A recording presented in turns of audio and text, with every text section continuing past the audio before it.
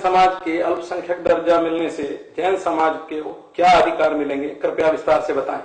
भारत सरकार ने 27 जनवरी 2014 को जैन समाज को अल्पसंख्यक समाज के रूप में घोषित किया। अल्पसंख्यक समाज के रूप में घोषित करने का मुख्यतः अर्थ यह है कि ये जैन धर्म स्वतंत्र धर्म है, इसको सरकार ने स्वीकृति प्रदान की है। हम संख्या में कम है और हमारा धर्म स्वतंत्र है, ये दो इसके मूल कारण है हमें अल्पसंख्यक दर्जा देने का। वैसे तो हम कई सालों से अल्पसंख्यक ही है और हमारा धर्म तो प्राचीनतम धर्म है, लेकिन सरकार की मान्यता मिलने में हमें 50 साल का लड़ाई लड़नी पड़ी, तब जाके हमें दर्जा मिला है। ये अल्पसंख्यक दर्जा मिलने से भारत के संविधान के सेक्शन 25 से 30 ये 6 सेक्शन जो रिलीजियस माइनॉरिटी के राइट्स डिस्क्राइब करती है, ये 6 के 6 सेक्शन के प्रिविलेज या इसके अधिकार हमें मिले हैं, जिसे हम घटनात्मक अधिकार कह सकते हैं। इसमें सबसे पहला अधिकार है कि हमारे जितने भी धार्मिक स्थान है, हमारे जितने भी तीर्थ क्षेत्र है, ये कोई धार्मिक स्थान का या तीर्थ क्षेत्र का कोई भी राज्य सरकार हो या कोई भी केंद्र सरकार हो, किसी भी कानून से अधिग्रहण नहीं कर सकती है। दूसरा अधिकार हमें मिला है कि हमारी जो भी धार्मिक परंपराएं है, वो धार्मिक परंपराओं को निभाने में कोई भी व्यक्ति, कोई भी संस्था या कोई भी सरकार हमें अटकाव नहीं कर सकती है। हमें हमारी धार्मिक परंपराओं निभाने का पूर्ण अधिकार संवैधानिक रूप से मिल गया है। तीसरा बड़ा अधिकार हमें मिला है, हमारे जितने शिक्षा संस्थान है, उन शिक्षा संस्थानों में सरकार का कोई हस्तक्षेप नहीं हो सकता है। हमारे शिक्षा संस्थानों में कोई रिजर्वेशन स्टाफ अपॉइंटमेंट के लिए नहीं लागू है। हमारे शिक्षा संस्थानों में आरटी का कोई प्रोविजन लागू नहीं है। हमारे शिक्षा संस्थानों में जैन धर्म या जैन इतिहास या जैन संस्कृति का विषय सिलेबस में हम ऑफिशियली ऐड कर सकते हैं। हमारे शिक्षा संस्थानों में जैन धर्म की शिक्षा अधिकृत रीत्या हम हमारे छात्रों को दे सकते हैं। दूसरा अधिकार हमें यह मिला है कि अगर हम जैन समाज पूरे भारत में कहीं भी किसी भी तरह की शिक्षा संस्था शुरू करना चाहता है तो उसे परवानगी देना या उसे मंजूरी देना सरकार के ऊपर बंधनकारक है, देना पड़ेगा। कई जगह ऐसा होता है कि पॉपुलेशन वाइज मेडिकल कॉलेज हो गया, आपको नया नहीं मिल सकता है, स्कूल नहीं मिल सकता है, ये नहीं मिल सकता है, खत्म। आपने अगर चाहा तो आपको परमिशन देना उनके ऊपर बाइंडिंग है, क्योंकि हमारे समाज को एजुकेशनली एम्पावर करना ये बड़ा फंडामेंटल राइट हो गया है। शिक्षा के क्षेत्र में हमें क्या लाभ मिल सकता है, संदीप जी आप बताएं। शिक्षा के क्षेत्र में हमें फर्स्ट स्टैंडर्ड से लेकर 10 तक ये स्कॉलरशिप हमें मिल सकती है। उसके बाद pre matric, post matric scholarships मिलती है, पीएचडी के लिए स्कॉलरशिप्स है। सिर्फ स्कॉलरशिप से नहीं तो अपने को इसके आगे चल के एजुकेशनल लोन जो होते हैं, आज बड़े बड़े कोर्सेज होते हैं, 10 लाख 12 लाख 15 लाख रुपए लगते हैं एक छोटे छोटे कोर्सेज के लिए भी। तो हमारे समाज में भी एक तबका काफी पिछड़ा हुआ तबका आज भी हमारे समाज में है कि 15 लाख और 10 लाख रुपए किसी एक मिडिल मैन को भी अपने बिजनेस से निकालना ये भारी पड़ता है। अगर उनको एकदम कम रेट पे अगर लोन मिलता है गवर्नमेंट की तरफ से, बिल्कुल 3% और 4% पे अलग अलग स्कीम्स है, स्कॉलरशिप्स है। और अगर किसी को विदेश में पढ़ने के लिए जाना है तो उसके लिए भी केंद्र सरकार की एक बड़ी अच्छी प्यारी सी योजना है, पढ़ो प्रदेश योजना। उसका लाभ लेके हम विदेश तक पहुंच सकते हैं। और अभी तक जो शैक्षणिक योजनाएं लेने के लिए जो हमें तकलीफ आ रही थी, एक स्कॉलरशिप्स अगर अपने हमें लेनी है, लोन लेना है, तो उसके लिए कुछ तकलीफें भी थी। पिछले 2 साल में हमने जो स्टडी किया, हर जगह पे हम काम कर रहे थे, तब हमें ये पता चला कि एक तो अपना जैन सर्टिफिकेट जो कास्ट सर्टिफिकेट मांगते हैं, जैन समाज को कास्ट सर्टिफिकेट मिलता नहीं है। तो उसके लिए गवर्नमेंट ने पहले से एक अपने के लिए ये दिया हुआ था कि किसी भी संस्था का अगर आप लेटर लेते हो, हमारे कोई भी धार्मिक ट्रस्ट जो कि रजिस्टर्ड है तो वो भी चलता है। और आगे जाके अब भी हमने कुछ दिन पहले नजमा जी अब्दुल्ला से हमारी मुलाकात हुई थी और तभी मंत्री महोदय को बताया था कि स्कॉलरशिप्स मिलने में हमारे समाज को काफी दिक्कतें फेस करनी पड़ रही है। जैसे एक तो इनकम क्राइटेरिया है, तो उसके लिए इनकम प्रूफ लगता है, सेकेंडली कास्ट सर्टिफिकेट लगता है। तो तभी उन्होंने बताया था कि इसके लिए क्या करना चाहिए। तो हमारे राष्ट्रीय अध्यक्ष जी ने एक उसमें बताया था कि ये अगर आप सेल्फ डिक्लेरेशन कर दो तो समाज को इसका ज्यादा फायदा होगा और काम आसानी से हो जाएगा। और तभी ही आदरणीय मंत्री महोदया ने इसको सैंक्शन दिया था। हमारी 29 मई को मीटिंग हुई थी और 20 जून को उन्होंने इसका सर्कुलर भी निकाला था। तो ये जैन माइनॉरिटी सेल की एक बड़ी उपलब्धि भी थी और उसके वजह से इस वक्त स्कॉलरशिप में 1,13,000 फॉर्म्स जैन माइनॉरिटी सेल के माध्यम से इतने बड़े पैमाने पे जा पाए, क्योंकि ये दो बहुत बड़ी दिक्कतें थी स्कॉलरशिप हासिल करने में। अभी वो भी दिक्कतें अगर हट गई है, आने वाले समय में इससे भी ज्यादा स्कॉलरशिप जैन समाज के लिए हमारे तरफ से जाएगी। पंकज जी, आप बताएं, युवाओं के विकास के लिए क्या योजनाएं हैं? जो हमारी माइनॉरिटी का हुआ है, इसमें हमारी स्किल इंडिया, जो कि हमारे प्रधानमंत्री मोदी जी ने जो ये एक योजना शुरू की थी, उसका भी हमारे इस क्षेत्र में हमारे जैन समाज को बहुत फायदा उठा सकते हैं। क्योंकि स्किल इंडिया से हमारे जो 18 साल से लेके और 35 साल तक के युवा जो हैं, उनके लिए हमारे जो स्कॉलरशिप मतलब के 5 से 10 लाख रुपए, 15 लाख रुपए तक, जो कि नजमा अख्तरला जी ने अभी 30 लाख रुपए तक कर दी है, राइट, 30 लाख रुपए तक कर दी है। उसका हमारे उसके लिए हम बिजनेस में उसका पूरा फायदा उठा सकते हैं। स्किल इंडिया में क्या होता है, हमारे भाइयों को नहीं पता है, उसमें क्या होता है कि हम अपना जो सेल्फ छोटा मोटा बिजनेस करते हैं, जिसकी रूपरेखा हम पूरी तरह से अपने हिसाब से बना सकते हैं, जिसमें कि हम छोटे उद्योग भी लगा सकते हैं, हम हथकरघा उद्योग भी लगा सकते हैं, हम ज्वेलरी उद्योग भी लगा सकते हैं, कोई भी उद्योग, कोई भी बिजनेस हम छोटा कर सकते हैं। उसके लिए गवर्नमेंट माइनॉरिटी के हिसाब से हमारे जैन समाज के बच्चों को 30 लाख रुपए तक का जो लोन है वो मिनिमम रेट ऑफ इंटरेस्ट में देती है, जो कि मिनिमम 4% से लेके 8% तक हर बिजनेस के हिसाब से वेरी करता है। तो इसमें हमें माइनॉरिटी से मिलने से हमें इसका बहुत बड़ा फायदा होता है, जो कि हमारे बच्चों को अभी तक नहीं पता है, हमारे युवाओं को नहीं पता है, हमारी जनता को नहीं पता है। तो इसको बताने के लिए हमें आगे प्रयास करना है और इसके प्रयास के लिए आगे कार्यरत रहेंगे। अध्यक्ष जी, महिलाओं के विकास के लिए क्या योजनाएं हैं? महिलाओं के विकास के लिए 2-3 प्रमुख योजना इसके अंदर है, जो महिलाएं अपने घर में रह के भी कुछ काम कर सके और अपने परिवार के संचालन में अपना योगदान दे सके।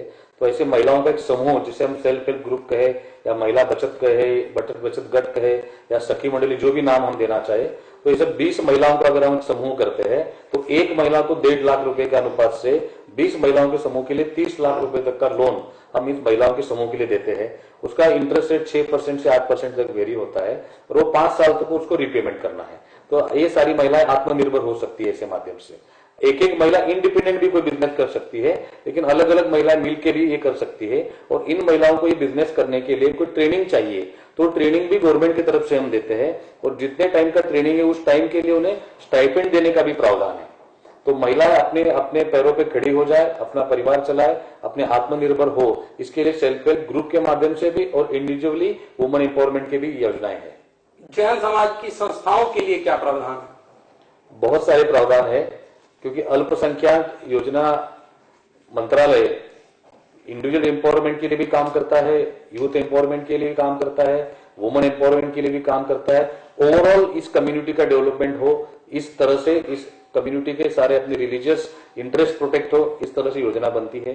तो हमारे जो शिक्षा संस्थान है, हमारे जो एग्जिस्टिंग शिक्षा संस्थान है, उनमें कोई आपको इंप्रूवमेंट करना है, एक कंप्यूटर लैब लगाना है तो 2 लाख रुपए है, साइंस लैब लगाना है तो 5 लाख रुपए है, एक फ्लोर बढ़ाना है तो आपको 30 लाख रुपए है, एक सेक्शन बढ़ाना है, प्राइमरी से हाई स्कूल तक जाना है तो 50 लाख रुपए का ग्रांट है, क्लस्टर बेस्ड डेवलपमेंट करना की जहां समाज की संख्या ज्यादा है वहां में कोई टेक्निकल इंस्टीट्यूट खड़ी करनी है तो 3 करोड़ रुपए तक का अनुदान मिलता है। इस शिक्षा संस्थाओं को एम्पावर करने के लिए या नए शिक्षा संस्थान हम खड़े करें, अच्छी क्वालिटी के खड़े करें, इसके लिए प्रावधान किया गया है। हमारी जो धार्मिक संस्थान है, हमारे जो तीर्थ क्षेत्र है, गवर्नमेंट ने हमारी धरोहर नाम की एक नई योजना बनाई है। इन तीर्थ क्षेत्रों का संरक्षण हो।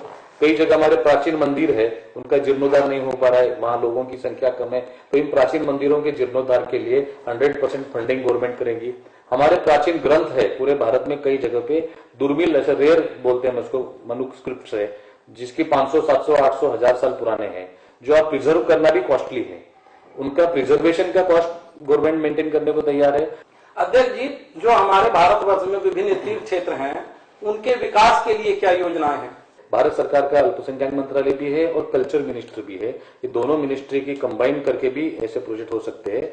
और एक क्लस्टर बेस्ड प्रोग्राम के तहत जहां समाज की संख्या ज्यादा है, या हमारा समाज का जैसे शिखर जी हम एग्जाम्पल दे सकते हैं, जो हमारे बहुत बड़ा तीर्थ क्षेत्र है, शिखर जी है, गिरनार जी है, ऐसे कई तीर्थ है सारे संप्रदायों के। ऐसे प्राचीन तीर्थों में कोई विशेष सुविधा की हमें आवश्यकता है तो ऐसा कोई स्पेसिफिक प्रपोजल देके भी हम ऐसा कर सकते हैं।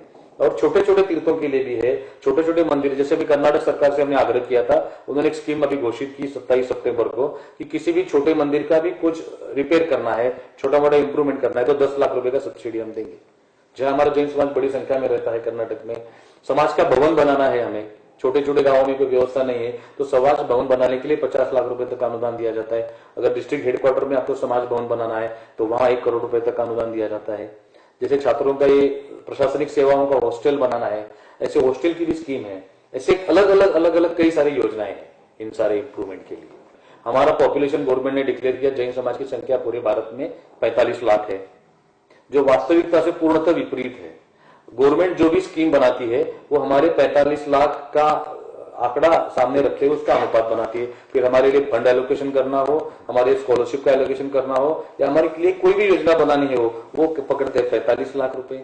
और ये संख्या इतनी छोटी हो जाती है कि उसका इंपॉर्टेंस आजकल जो चीजों में हेड काउंट होता है उसमें तो छोटी संख्या है।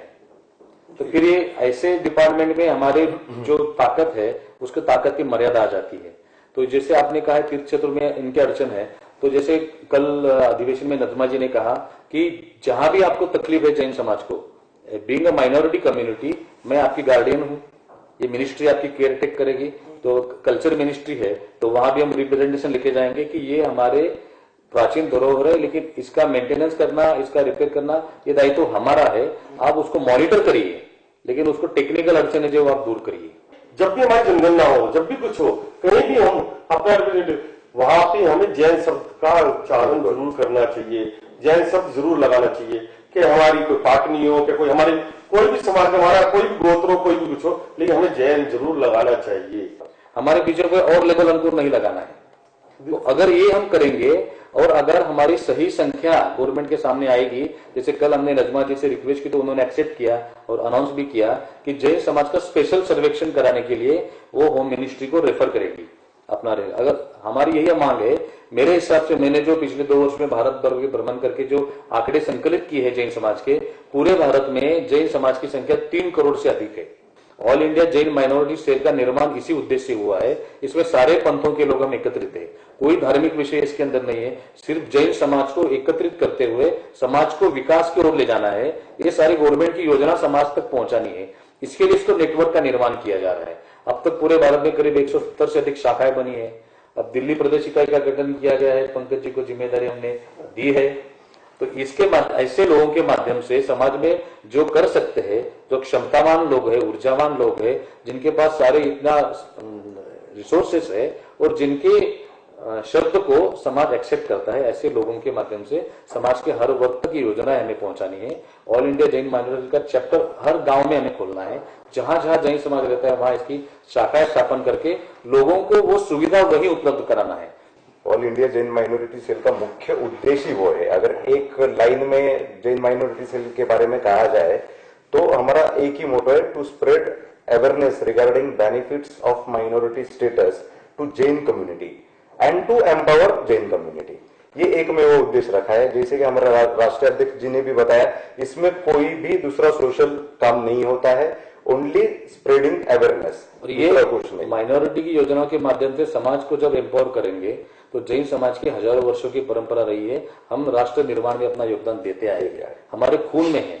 हम किसकी जात नहीं पूछते, हम जितने समाज के काम कर रहे हैं, आप इतने हॉस्पिटल चला रहे हैं, गौशाला चला रहे हैं या कोई भी स्कूल चला रहे, सारे समाज के लिए है। तो जब जैन एम्पावर होगा तो पूरे राष्ट्र निर्माण में अपना योगदान देगा। तो हमारा यही उद्देश्य है कि समाज विकास के माध्यम से राष्ट्र निर्माण में हमारा योगदान देना है। इस भारतवर्ष में निर्माण में हमारा योगदान सदियों से है, उसे हमें और अच्छी तरह से निभाना है। आज 12 राज्यों में all India Jain minority cell की इकाइयां है, छोटे छोटे गांवों में हमारे ब्रांचेस है। उसके माध्यम से हम आज 1.5-2 साल में इतने लोगों तक पहुंच पाए। और आखिरी समाज के आखिरी तबके तक जब तक ये अवेयरनेस नहीं होगा, अगर आपको पता ही नहीं है कि आपको बेनिफिट्स क्या मिलने वाले, तो आप बेनिफिट्स लोगे कैसे? गवर्नमेंट तो काफी स्कीम्स लाती है, काफी स्कीम्स रोज डिक्लेयर होती है, मगर वो समाज के आखिरी तबके तक पहुंचना जरूरी है। जितनी भी हमारी संस्थाएं, उनको जोड़ने के लिए हम एक अलग से नंबर, अलग से वेबसाइट, अलग से वो डेवलप करेंगे, जिससे कि हर आदमी, हर संस्था पारदर्शिता से जुड़ सके और उनको उस माइनॉरिटी के जो अधिकार है, जो उनकी बातें हैं वो उनको उस पे अलग से उन्हें सारी बात हो सके। हमारी जितनी भी संस्थाएं हैं वो उसके पदाधिकारी, अध्यक्ष, महामंत्री उससे जुड़े, और जब ये सब लोग एक पोर्टल पे एक जगह इकट्ठे हो जाएंगे तो उनको किसी भी चीज की, माइनॉरिटी से लेके और जैन समाज के किसी भी कार्य के लिए यदि कोई भी आवश्यकता होगी तो उसको उनकी पूरी जानकारी उसको मिलेगी। यह हम आज घोषणा करते हैं और इसको जल्दी ही इस कार्यान्वित कर देंगे।